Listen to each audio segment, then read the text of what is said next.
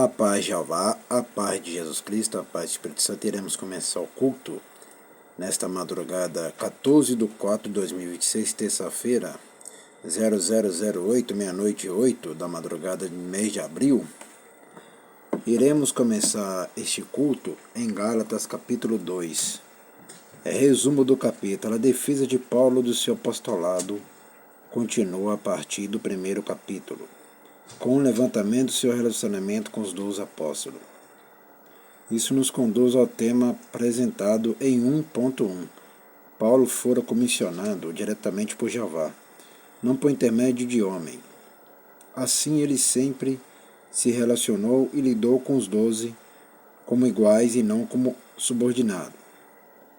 Quando Paulo foi a Jerusalém participar do concílio AT15, para discutir se os cristãos gentios deveriam ser obrigados a guardar a legislação do Antigo Testamento, ele defendeu a verdade do Evangelho da graça, 2:1-5. Seu posicionamento foi confirmado pelos pilares da Igreja Judaica. Estes aceitaram-no inteiramente e glorificaram seu ministério para com os gentios sem modificação alguma em sua mensagem. VV 6:10. Mais tarde, quando o próprio Pedro hesitara em se identificar totalmente com os gentios conversos, por temer a opinião de alguns crentes judeus, Paulo passou a censurá-los abertamente. O afastamento de Pedro dos gentios era incoerente com os princípios básicos do Evangelho da justiça e da justificação, pela fé e não pela lei. Para Pedro, pregar o Evangelho não era suficiente.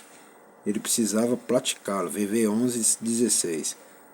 Não se deve permitir que coisa alguma confunda a verdade maravilhosa de que, através da vida cristã, Cristo vive em nós. A verdade e a única fonte de justiça. VV 17:21. Versículo-chave: Cristo em nós. Aplicação pessoal: a vida cristã não é uma questão de tentativa, mas de confiança. Destaques: o Concílio de Jerusalém, 2:1-10. O Concílio de Jerusalém, 2:1-10. Leia sobre esse evento crucial da história da Igreja Primitiva em AT 15 CF P 722. Comendo com gentios, 2:11-13. No século I, os gentios era considerado uma raça contaminada e contaminadora. Nenhum judeu piedoso comeria com o gentio, mas a mensagem do Evangelho mudou tudo isso, ao associar judeu e gentio num só grupo, cada qual pela fé em Cristo alcançará a salvação e o acesso comum a Jeová, o seu próprio Pai. Quando Pedro recusou-se a comer com gentios por temer os cristãos, que continuavam com a prática estrita do judaísmo, seu ato negava algo essencial à mensagem do Evangelho. Justificado, 2:17. Esse termo judicial significa declarar alguém justo ou inocente. Diz respeito ao pronunciamento de Jeová, enquanto juiz do universo, de que a pessoa que crê em Jesus é justa em seu conceito. Paulo nos mostra nessa e na epístola aos Romanos que a justificação não é algo exclusivamente legal, mas experimental. As obras de Jeová, através do Espírito Santo, de fato, fazem dos que creem homens e mulheres justos. Justo P 607, 734, 808. Crucificado com Cristo, 2:19-20. O tema se encontra tanto em Romanos 6:6 quanto em Gálatas 5:24, 6:14.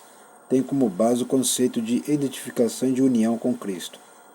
Aos olhos de Jeová, o crente está tão unido com Jesus que sua morte é considerada a nossa morte. Ademais, estamos ligados em Jesus em sua ressurreição. Assim, temos acesso ao próprio poder de Jeová para uma vida santificada. A graça transformadora de Jeová, 2:21. A graça é a palavra plena de um único significado.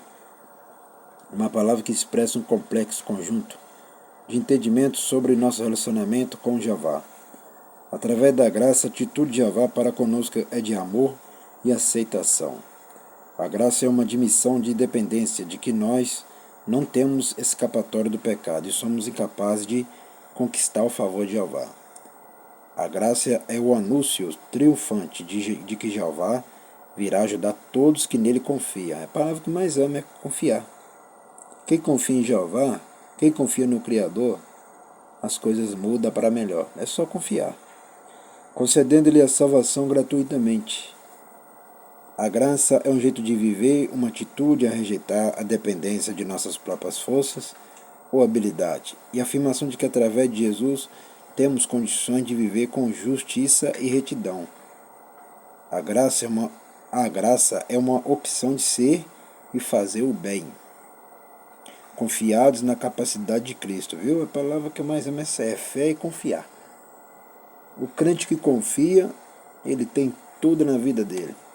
E a pessoa que crê nesse ministério, que crê na sede da Igreja Pentecostal, Ministério Chama de Fogo, Fé de Verdade, que tem, que fica na rua Armindo Pereira, número 340, bairro São Pedro, cidade de Patinal, Minas Gerais, nessa Brasil também, se confiar e crer que vai ter a bênção também nas mãos. Vamos agradecer?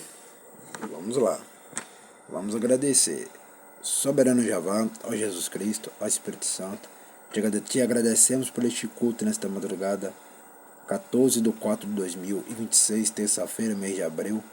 Abençoa somente os inscritos, abençoa somente os dizimistas e ofertantes, abençoa todos que estão ajudando nessa obra e abençoa sempre a sede da Igreja Pentecostal, Ministério Chama de Fogo, Fé de Verdade que fica na rua Armindo Pereira, número 340, bairro São Pedro, cidade de Ponte Nova, Minas Gerais, nação Brasil.